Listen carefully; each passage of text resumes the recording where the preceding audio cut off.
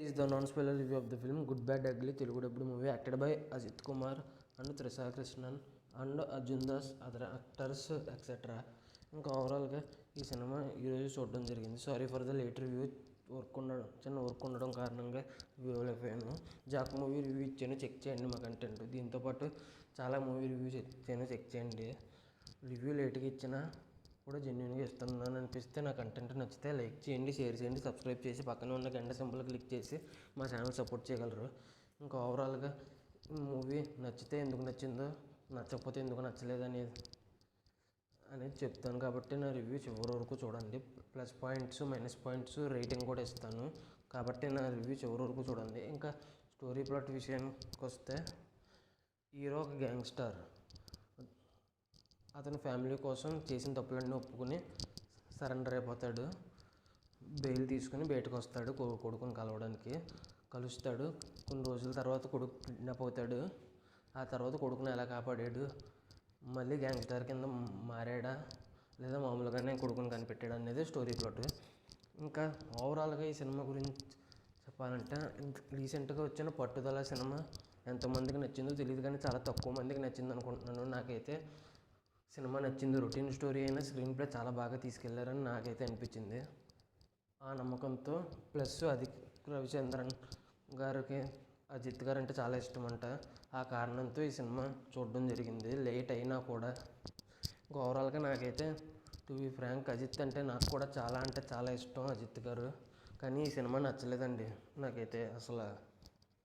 ఇంకా ప్లస్ పాయింట్స్లోకి వెళ్ళిపోతే, hero acting as usual always positive acting, చాలా బాగా చేస్తారు, చాలా బాగా నవ్వుతారు. కానీ స్టోరీయే అంత గొప్పగా లేదు. ఒక పాజిటివ్ వచ్చేసి అర్జున్ దాస్ గారు యాక్టింగ్ 2 షేడ్స్లో చాలా అంటే చాలా బాగా చేశారు యాక్టింగ్. డబ్బింగ్ 2 రకాలుగా కూడా బాగా చెప్పారు. ఇంకా చేసి మ్యూజిక్ జీవి ప్రకాష్ కుమార్ అండ్ దేవిశ్రీ ప్రసాద్ ఇద్దరు కొట్టారు. వాళ్ళిద్దరు మ్యూజిక్లు బాగున్నాయి, బాగా ఎలివేట్ అయినాయి వీళ్ళిద్దరు మ్యూజిక్స్.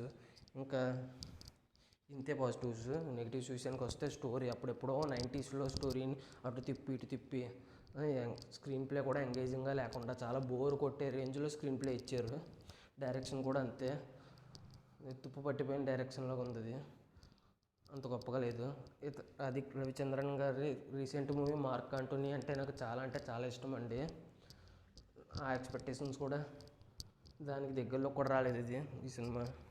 అంత డిఫరెంట్గా ట్రై చేసే రవిచంద్రన్ గారు మార్క్ ఆంటోనీ లాంటి డిఫరెంట్ మూవీస్ తీసే డైరెక్టర్ ఇలాంటి రొట్టపుట్టుడు సినిమా తీస్తారని అస్సలు అనుకోలేదు.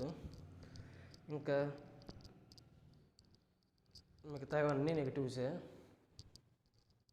ఫైట్స్ ఎలివేషన్స్ ఉండాలి కానీ చాలా ఎక్కువ ఉన్నాయి. ప్లస్ ఫైట్స్ మరీ బలవంతంగా సిచ్యువేషన్ క్రియేట్ చేసి మరీ పెట్టినట్టు ఉంది. ఆ ఫైట్స్ ఏదైనా గొప్పగా ఉన్నాయంటే, ఆ ఫైట్స్ కూడా నాకేం అంత గొప్పగా అనిపించలేదు.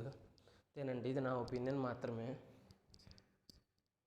డబ్బింగ్ కూడా అంత గొప్పగా అనిపించలేదు అజిత్ గారి డబ్బింగ్. మిగతా వాళ్ళ డబ్బింగ్లు బాగానే ఉన్నాయి, కానీ ఇదివరకు ఒక అతను చనిపోయారు, అతని డబ్బింగే బాగుంది. అతని ప్లేస్లో వేరే వాళ్ళు రావడంతో ఎందుకో కనెక్ట్ అవ్వలేకపోతున్నామో, నిజంగా వాయిస్ బాగాలేదనేది తెలియట్లేదు.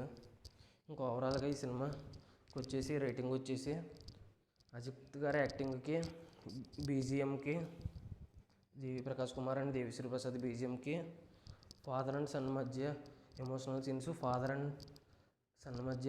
Scenes and hero and heroine మధ్య ఎమోషనల్ సీన్స్ కొన్ని చోట్ల మెప్పించినాయి. దానికి గాను నేను ఇవన్నీ దృష్టిలో పెట్టుకుని నేను ఇచ్చే రేటింగ్ వచ్చేసి 2.5/5 అయితే ఇవ్వచ్చు అనిపించింది. మీలో ఎంతమంది ఈ సినిమా చూశారు, చూసిన తర్వాత మీకు ఎలా అనిపించింది అనేది కింద కామెంట్ చేయండి. Thanks for watching. Jai Hind. Signing off. Bye bye.